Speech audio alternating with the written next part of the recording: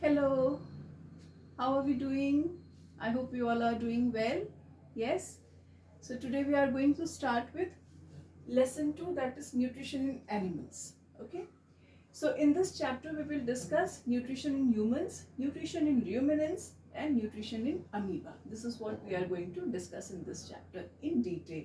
Okay, but before we start with the chapter, see, we all know that animals, we are heterotrophs, right? Animals are heterotrophs.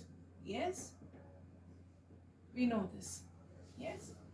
Now, in heterotrophs, what happens that the food that we eat is broken down into simpler substances in the body itself. Yes.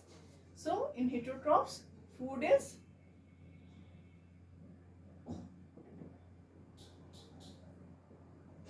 broken into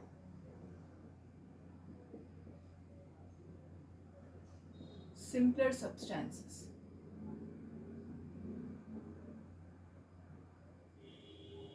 inside the body. Yes.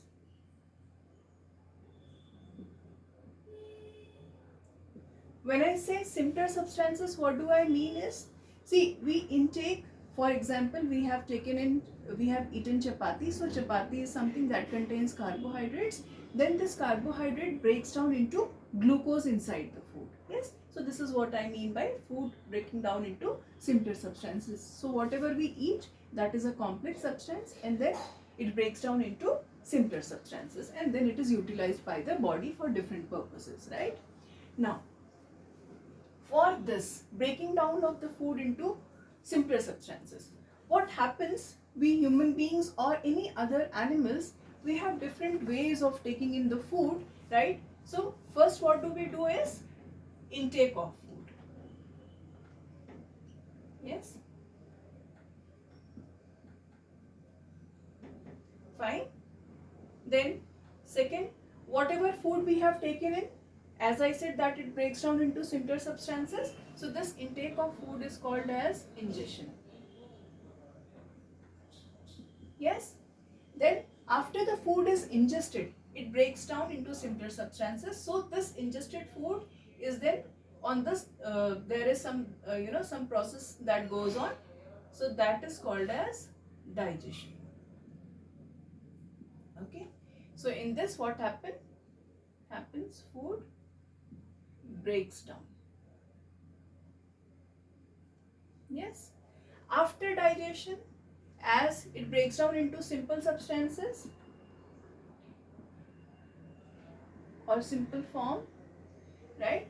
So this simple form is utilized for different processes. It can be utilized for the repair of whatever wounds are there or any worn and torn tissues or cells, or it can be utilized for daily activities. It can be utilized for growth and development. So that is called as assimilation. Yes, when we are utilizing these simple substances for different purposes, that is called as assimilation. And after this assimilation, there would be some part of the food that will remain undigested, and that is taken out of the body. Yes? Sorry, I missed one point over here. After the food is digested, absorption takes place. Right? Whatever digested food is, that is absorbed, and when it is absorbed, it goes inside our bloodstream. Okay, so after this absorption is assimilation.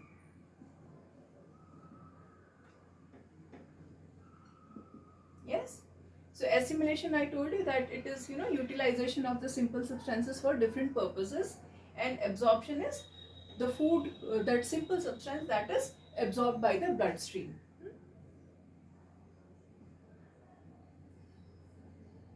Absorbed in the bloodstream, and then it reaches wherever it is required. Yes. Then assimilation.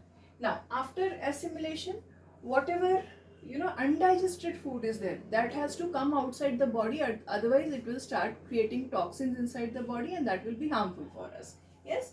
So this food is then egested, egestion, that is taken out.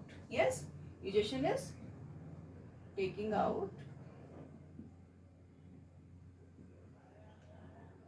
from body. Okay, I'll write for assimilation also, using for different purposes. Yes, so in animals this nutrition, it takes place into all these 5 steps. Yes, so nutrition in animals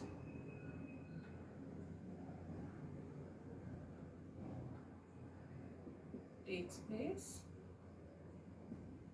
in 5 steps.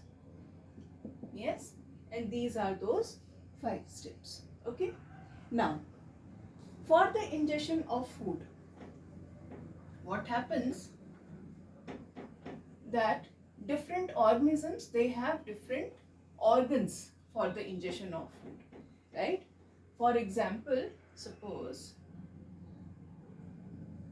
this is a paramecium, so it has got small such structures called as cilia.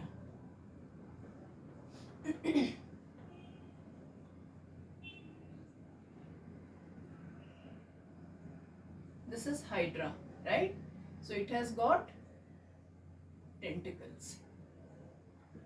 Yes, then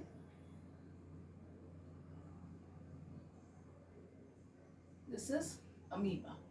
Yes, suppose the food particle is here, so it has got pseudopodia.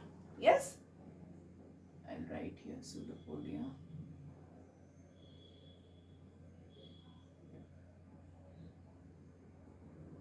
Yes, then birds, they have got beaks, right?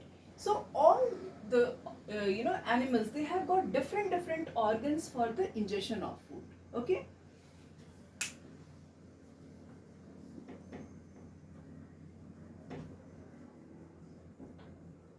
so now what happens in ingestion of food? Ingestion of food means taking in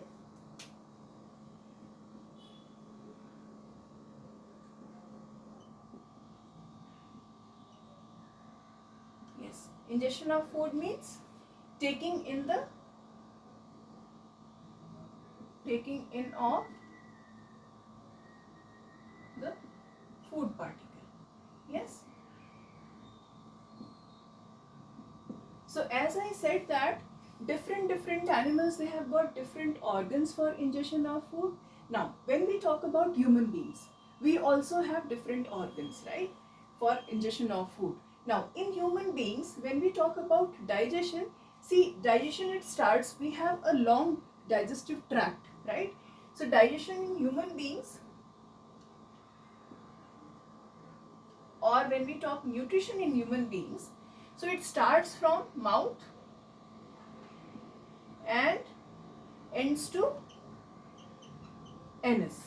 Okay, the food is intaken inside through the mouth, and then all the processes, they go on, and then it reaches the anus, from where the undigested food is removed. Okay, so in the next session we are going to discuss about ingestion of food in detail, because for ingestion of food there are certain other organs inside our mouth. For example, we have tongue, we have teeth, all these, they help in the ingestion of the food, right? All these, they help in the digestion also, or in other way we can say that they help all together in nutrition, right? So in the next session we will discuss about it. Till then, bye bye.